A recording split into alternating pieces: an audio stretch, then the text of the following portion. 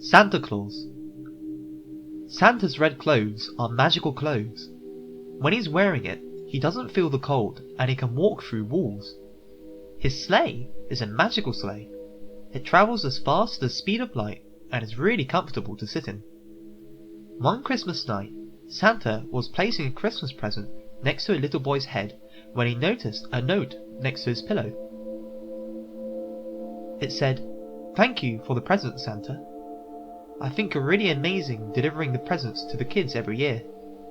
I wish that when I'm older I could become a Santa too." Santa stifled his tears as he cried. He didn't want to wake the child up. "Thank you," he whispered. Then Santa picked up the child and took him away on his sleigh. The sleigh took off at the speed of light. Santa's red clothes are cursed clothes. When he's wearing them, no one can see him and he can't feel anything. Santa's sleigh is a cursed sleigh. It travels at the speed of light, so Santa can't see anything. It flies 364 days a year and only stops on Christmas to give children presents. Santa got off the sleigh. "Thank you. Now it's your turn." And he gently put on the child his red clothes.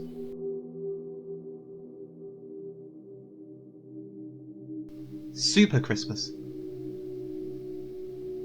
I get bullied by my brother. It gets worse and worse every day. It's the 23rd of September, and I'm not looking forward to Christmas.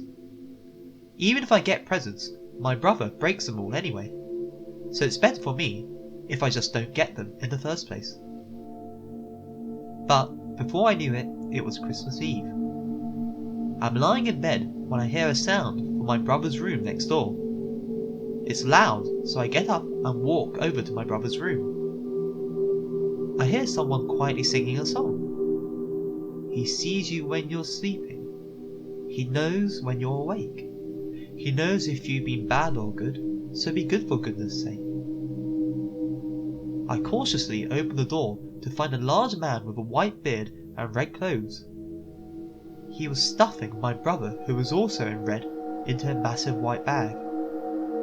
I was alarmed and let out a silent yelp. "Shh," said the man, and he beckoned me to come closer. When I didn't, he just smiled and opened up another white bag. The bag was full of presents. There were all the things my brother had broken and everything I had ever wanted. I asked Santa, "Why are you giving me so many presents?" Santa smiled. "Presents for good kids, and judgment for bad kids."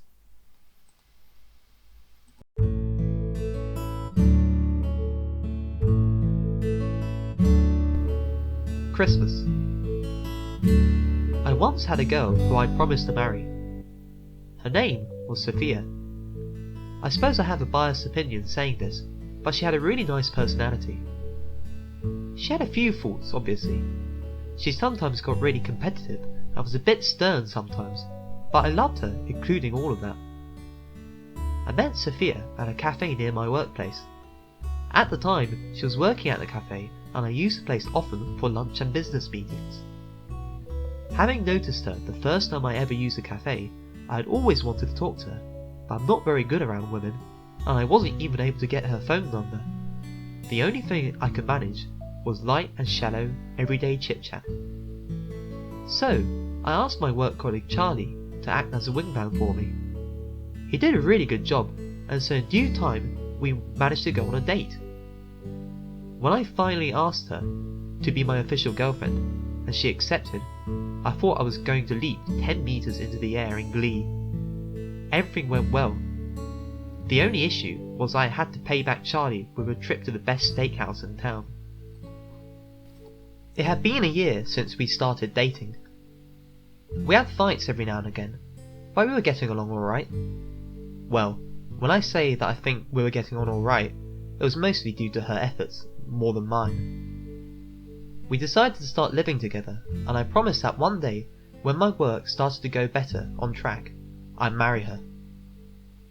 We lived in a 1 LDK small apartment building, but that time we were living together was one of the best times of my life. A few months after I moved in with Sophia, she became ill and had to take a day off work. At that point, I wasn't worried at all, as she didn't look that ill. I figured she'd be back up on her feet in 2 or 3 days.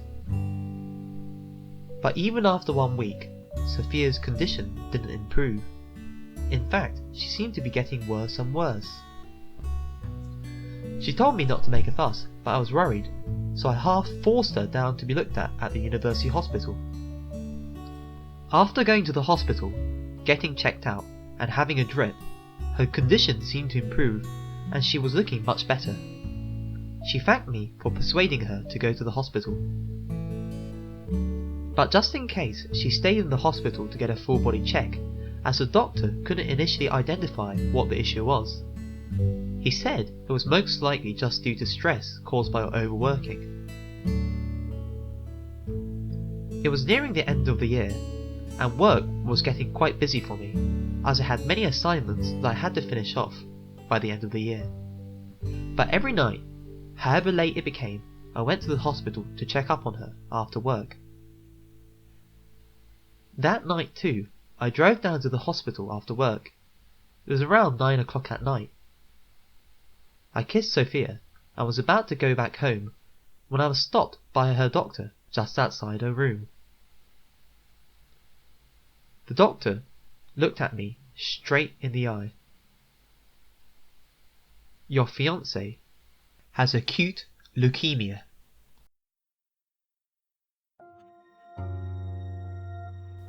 I didn't understand what he was saying at all. I just stood there like a muppet and listened to the doctor explain the symptoms of the illness. The doctor was really understanding and brought me a chair and a glass of water. In order to save her life, I took time off work and used all my time and effort to try and find a relation of Sophia that could be a donor for a bone marrow transplant. I contacted every single possible candidate. They all came to the hospital to be checked out, but there was no one who could be a donor. The doctor explained none of them were the right fit, even Sophia's parents. I prayed. All of us prayed, but the prayers weren't answered. The day she died, it was Christmas Day. It was snowing outside, I remember, and there was a chilling wind. I sat down on a bench outside the hospital. I wished that the morning would never come. I just wanted to sit there forever. But soon the snow cleared, and the sun rose to shine on me. I had a lot of things to do, like organise the funeral, so I took another week off work. But even after going back, I was told I was like a living human corpse. I was lifeless. I didn't talk to anyone. I just sat down and worked with my head down. Obviously, when I returned home, there was no one waiting for me anymore. I just ordered takeaway, sit in front of the TV, and drink. My friends dropped by often to check up on me, but they couldn't do anything for me. There was a void of emptiness that just couldn't be filled. It had been roughly a month since Sophia had passed away. On the way down to the supermarket, I bumped into a friend called Dave, who I used to hang around with quite a lot at university. I hadn't talked to him in years. When Dave saw me, he waved and ran up to me to chat. "Hey, it's been a while, dude," he said. "I actually saw you walking nearby here last week, but you were with your girlfriend, so I was considerate and didn't bother you." You should thank me, man. I didn't reply. That couldn't be. Since Sophia had passed away, I hadn't been hanging around with anybody, let alone a woman. I thought it might be a sick joke, but I hadn't met Dave in years, and there was no way he would know about her death. He'd probably just mistaken me for someone else. But when he said it, it almost felt like Sophia was with me even in death. It had been such a long time since I had felt warm and happy at all. Dave continued. I didn't know where you two were going, but as far as I remember, she had a long blonde hair and was wearing a white coat.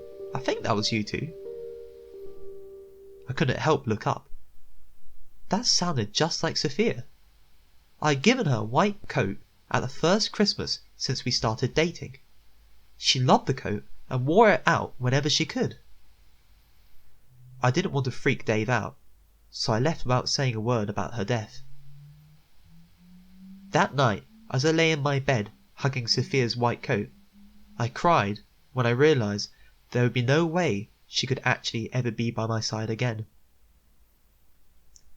Days went by where I'd sleep hugging the coat tight next to me.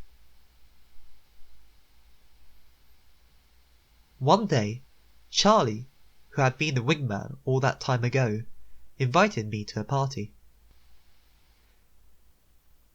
It was a surprise, as nobody invited me to anything anymore due to me turning everything down. I would have said no, but he called off before I even had a chance to reply. He came to the apartment and forced me out to the party. In the taxi, he said to me, "Listen, mate, I know you're sad that Sophia's passed away, but you can't continue like this, okay? What would she think? I mean, I bet she'd be really sad if she saw you in the state you're in now.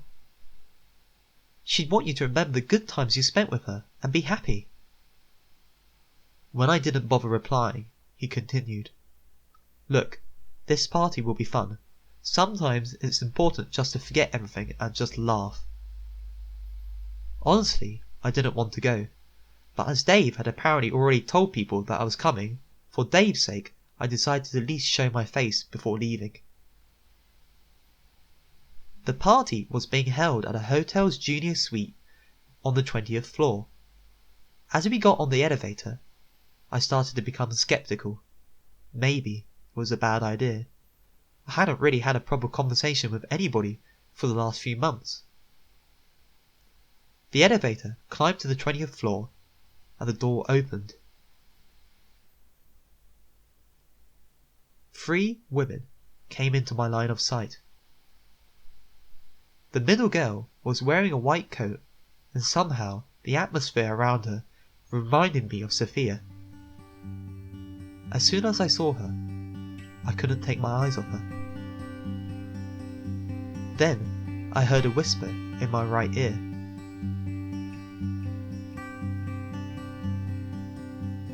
"She's beautiful.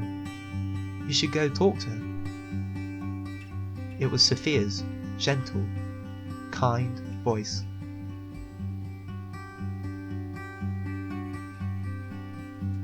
P.S.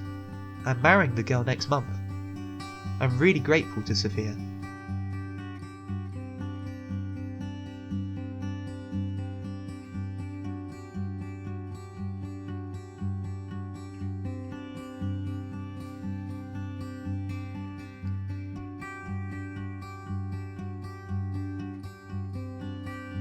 Hello, I hope you enjoyed the video. I figured I'd end with a nice story for a change.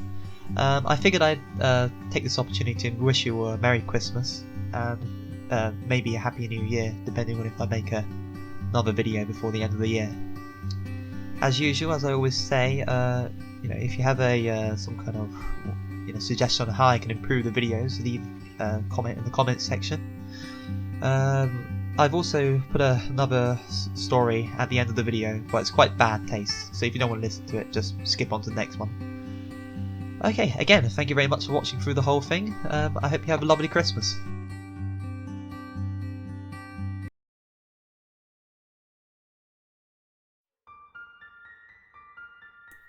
Cryptic Christmas Story.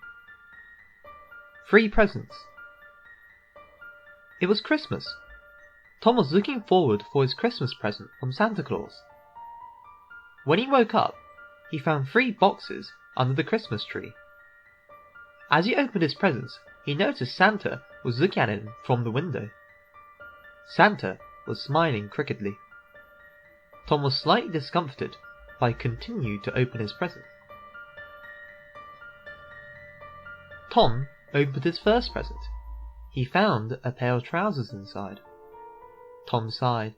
He didn't want a pair of trousers. He saw Santa laughing outside. Tom opened his next present. He found a football inside. Tom felt depressed. He didn't want a football. Santa was now laughing even harder. Tom opened his last present. Inside, he found a bicycle. Santa was now rolling in the snow in laughter. Tom couldn't take it anymore, and he started to cry.